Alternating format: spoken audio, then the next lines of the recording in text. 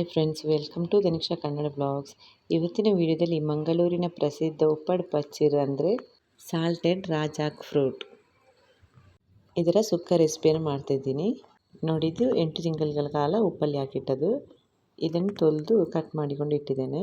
ಇದಕ್ಕಿನ್ನು ಮಸಾಲೆ ರೆಡಿ ಮಾಡಿಕೊಳ್ತಿದ್ದೀನಿ. ಮೊದಲಲ್ಲಿ ಬಾಣಲೆಗೆ ಎಣ್ಣೆ ಹಾಕ್ಕೊಂಡು 4 ಬೀಜ ಬೆಳ್ಳುಳ್ಳಿ ಹಾಕ್ಕೊಂಡಿದ್ದೇನೆ, 10 ಮೆಣಸು ಹಾಕ್ಕೊಂಡಿದ್ದೇನೆ.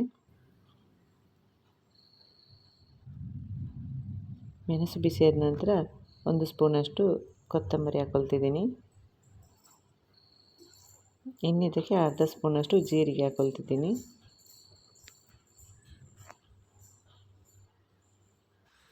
ಜೀರಿಗೆ ಹಾಕಿದ ನಂತರ ಸ್ವಲ್ಪ ಹೊತ್ತು ಚೆನ್ನಾಗಿ ಹುರಿದುಕೊಳ್ತಿದ್ದೀನಿ.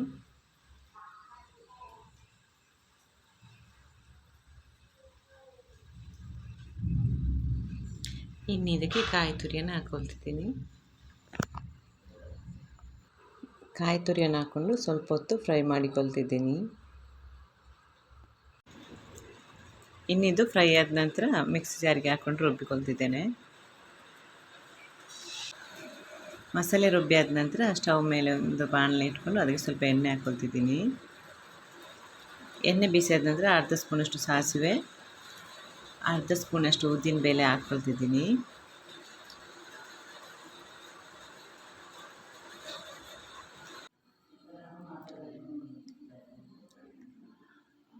ಇನ್ನು ಇದಕ್ಕೆ ಕರಿಬೇವು ಸೊಪ್ಪು ಹಾಕ್ಕೊಳ್ತಿದ್ದೀನಿ.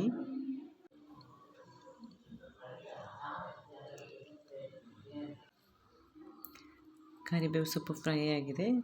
ನಾನು ರುಬ್ಬಿಟ್ಟ ಮಸಾಲೆ ಇಲ್ಲಿದೆ, ಇದನ್ನು ಹಾಕ್ಕೊಳ್ತಿದ್ದೀನಿ.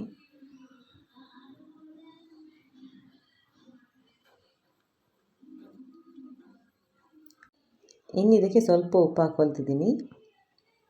ಇದಕ್ಕೆ ಸ್ವಲ್ಪ ಉಪ್ಪು ಹಾಕಿದರೆ ಸಾಕಾಗ್ತದೆ, ಇದರಲ್ಲಿ ಉಪ್ಪು ಇರ್ತದಲ್ಲ ಅದಕ್ಕೋಸ್ಕರ.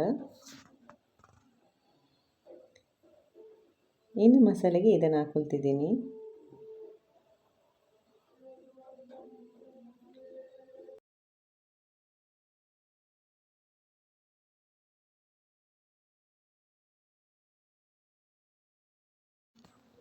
ನೋಡಿ, ಮಸಾಲೆಗೆ ಹಾಕ್ಕೊಂಡಿದ್ದೀನಿ.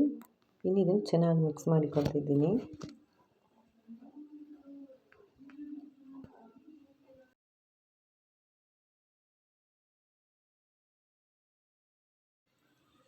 ಇನ್ನು ಇದಕ್ಕೆ ಸ್ವಲ್ಪ ಹಿಂಗು ಹಾಕ್ಕೊಳ್ತಿದ್ದೀವಿ.